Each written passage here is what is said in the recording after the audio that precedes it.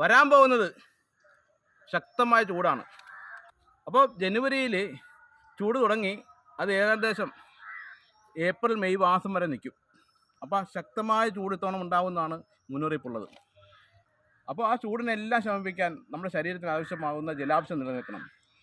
ജലാംശം നിലനിൽക്കണമെങ്കിൽ തണ്ണിമത്തൻ, പൊട്ടുവെള്ളരി പോലുള്ള, കുക്കുംബർ പോലെയുള്ള ഫ്രൂട്ട്സുകൾ നമ്മൾ ദിവസവും കഴിക്കണം. അപ്പോൾ അന്യനാട്ടു കൊണ്ട് വന്നു വരുന്ന തണ്ണിമത്തനായാലും മറ്റുള്ള ഫ്രൂട്ട്സുകളായാലും പക്ഷേ ഒരു പരിധിവരെ അത് നമ്മുടെ ആരോഗ്യത്തിന് ഗുണകരമല്ല. അപ്പം നമ്മുടെ നാട്ടിൽ നമുക്ക് ഉണ്ടാക്കാൻ കഴിയണം. അതോടൊപ്പം തന്നെ ഓരോരുത്തർക്കും വീട്ടിൽ ഉണ്ടാക്കാൻ കഴിയണം. തണ്ണിമത്തനെന്നും മനസ്സിലാക്കണം, തണ്ണിമത്തനെന്നും വലിയ ഭാരിച്ചമുള്ളൊരു കൃഷിയൊന്നുമല്ല, വെള്ളരി വർഗ്ഗ കൃഷിയാണ്.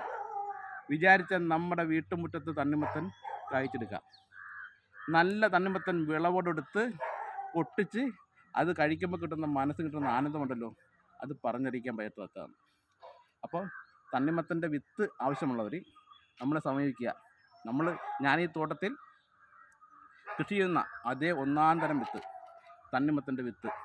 അപ്പോൾ ആ തണ്ണിമത്തൻ വിത്ത് മാത്രമല്ല, നമ്മുടെ വാട്സപ്പിലേക്ക് നിങ്ങൾ മെസ്സേജ് അയക്കുമ്പോൾ ആ തണ്ണിമത്തൻ്റെ കൃഷി രീതികളെക്കുറിച്ച് മുഴുവനായിട്ട് പറഞ്ഞു തരാനും ഞാൻ ബാധ്യസ്ഥനാണ്. വിത്ത് തരിക മാത്രമല്ല, നിങ്ങളെ കൃഷി പഠിപ്പിച്ച് നിങ്ങളുടെ വീടിൻ്റെ മുറ്റത്ത് തണ്ണിമത്തൻ ഇത്തവണ വിളവെടുപ്പിക്കുവാൻ വേണ്ടിയിട്ടുള്ള ഒരു വലിയൊരു പരിശ്രമത്തിൽ ഞാൻ നിൽക്കുകയാണ്.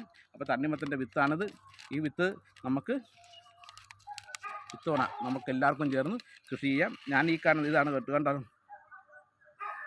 ഈ കാണുന്ന തോട്ടം മുഴുവനും തണ്ണിമത്തൻ ഞാൻ ഒരുക്കിയിരിക്കുകയാണ്. ഏതാണ്ടും 5000-ലധികം മൂടുകളാണ് ഇത്തവണ നമ്മൾ തണ്ണിമത്തൻ കൃഷിക്ക് വേണ്ടിയിട്ട് തയ്യാറായിട്ടുള്ളത്.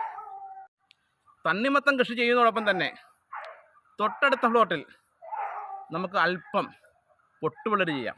എന്താണ് പൊട്ടുവെള്ളരി? നമ്മുടെ പൊട്ടുവെള്ളരി എന്ന് പറയുന്ന ഒരു വെള്ളരി വർഗ്ഗമാണ്. നന്നായിട്ട് പഴുത്ത് കഴിയുമ്പോൾ പൊട്ടി വിടർന്നു കഴിഞ്ഞാൽ അതെടുത്ത് ജ്യൂസ് അടിച്ച് കഴിക്കാം, അല്ലെങ്കിൽ നമുക്ക് സ്പൂണ് കൊണ്ട് കോരി കഴിക്കാം. ജ്യൂസ് അടിച്ച് കഴിക്കുന്നതാണ് ഏറ്റവും ആനന്ദം. കാരണം ശരീരത്തെ നന്നായിട്ട് ജലാംശം നിൽക്കുകയും തണുപ്പ് നിലനിൽക്കുകയും ചെയ്യും. അപ്പം നമുക്ക് നന്നായിട്ട് പൊട്ടുവെള്ളരി കൃഷിയും ഇത്തവണ ചെയ്യണം. ഞാൻ പൊട്ടുവെള്ളരി കൃഷി ചെയ്യണമെങ്കിൽ അതിനുള്ള വിത്തും ഞാൻ റെഡിയാക്കി വെച്ചിട്ടുണ്ട്. നമ്മൾ കഴിഞ്ഞ വർഷം കൃഷി ചെയ്തപ്പോൾ എടുത്തു വെച്ചിരുന്ന വിത്താണ്. ഇതാണ് അതിൻ്റെ വിത്ത്, കണ്ടല്ലോ. ഈ വിത്തും നമുക്ക് തണ്ണിമത്തൻ്റെ കൂടെ കൃഷി ചെയ്യാൻ കഴിയും. ഇതിൻ്റെ വിത്തും പൊട്ടുവെള്ളരിയുടെ വിത്തും അതിനോടൊപ്പം കുത്തുമ്പോൾ അതിനോടൊപ്പം നമുക്കൊരല്പം ചീര വിത്ത് കൂടി വേണം. കാരണം പൊട്ടുവെള്ളരിയും തണ്ണിമത്തനും കിളുത്ത് വരുമ്പോൾ ചീരയുടെ വിളവെടുപ്പ് കിടത്താം. അപ്പം നമുക്ക് ഫ്രൂട്ട്സിനോടൊപ്പം തന്നെ, അതായത് പൊട്ടുവെള്ളരിയും തണ്ണിമത്തനോടൊപ്പം തന്നെ ചീര കൂടി വിളവെടുത്താൽ ചട്ടിയിൽ അല്പം ചീരക്കറി കൂടി വെച്ച് തീരത്തോരം കൂടി വെച്ച് ചോറും കണ്ട് വെച്ച് കഴിക്കുമ്പോൾ കിട്ടുന്ന ഒരു ആനന്ദം കൂടി വേറെ ഉണ്ടല്ലോ. അപ്പോൾ കറി വെക്കാനുള്ള ചീര, തണ്ണിമത്തൻ, പൊട്ടുവെള്ളരി, ഇത് മൂന്നും കൂടി ചേർന്ന് നമ്മളൊരു ചെറിയ അടുക്കള തോട്ടത്തിന് വേണ്ടി 140 രൂപയുടെ വിത്ത് നമ്മൾ കൊടുക്കുകയാണ്. അതോടൊപ്പം തന്നെ ഇച്ചിരി വലിയ ആൾക്കാർക്ക് കൃഷി ചെയ്യണമെങ്കിൽ 240 രൂപയുടെ വിത്ത്. അങ്ങനെ 2 പാക്കറ്റായിട്ട് നമ്മൾ 140ൻ്റെയും 240ൻ്റെയും ഈ 3 ഇനവും ചേർന്ന് പൊട്ടുവെള്ളരി, ചീരവിത്ത്, അതോടൊപ്പം തന്നെ തണ്ണിമത്തൻ, ഈ 3 വിത്തും കൂടി ചേർന്ന് 140 രൂപയുടെയും 240 രൂപയുടെയും 2 ഇനം പാക്കറ്റുണ്ട്.